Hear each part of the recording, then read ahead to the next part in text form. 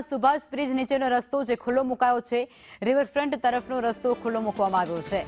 નારાયણ ઘાટ પાસેનો રસ્તો અગાઉ બંધ કરી દેવાયો હતો।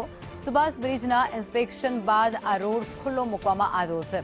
સુભાષ બ્રિજ હજુ પણ બંધ જ રહેશે। રિવરફ્રન્ટનો રોડ ખોલવાની લોકોને જે રાહત મળી રહી છે, લોકો રાહ પણ જોઈ રહ્યા હતા અને ત્યારે આ રસ્તો ખુલતાની સાથે જ હવે તેમને થોડી ઘણી રાહત મળવાની છે। ટ્રાફિકની સમસ્યામાંથી તેઓને થોડા અંશે મુક્તિ મળે તે પ્રકારની અત્યારે આશા પણ તેઓ સેવી રહ્યા છે। નારાયણ ઘાટ પાસેથી પસાર થતો આ રસ્તો અગાઉ બંધ કરી દેવામાં આવ્યો હતો।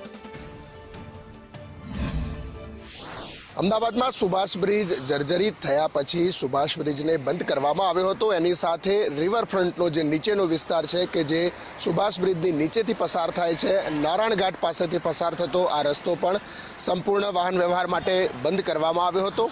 જો કે ટેકનિકલ ઇન્સ્પેક્શન અને અન્ય ચકાસણી પૂર્ણ થતાં આ બ્રિજની નીચેનો ભાગ જે છે કે જે નારાયણ ઘાટથી આ રિવરફ્રન્ટ પસાર થાય છે, એ રિવરફ્રન્ટ વાહન વ્યવહાર માટે ખુલ્લો મૂકી દેવામાં આવ્યો છે। આ દ્રશ્યો એ જ સુભાષ બ્રિજની નીચેના જોઈ શકાય છે કે ગઈકાલથી જ આ રસ્તો તમામ વાહન વ્યવહાર માટે ખુલ્લો કરી દેવામાં આવ્યો છે।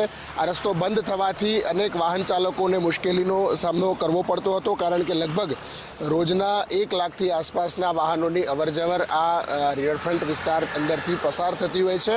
ટ્રાફિકનું ભારણ ઓછું રહેતું હોવાના કારણે લોકો આ રિવરફ્રન્ટનો રસ્તો વધુ પસંદ કરતા હતા।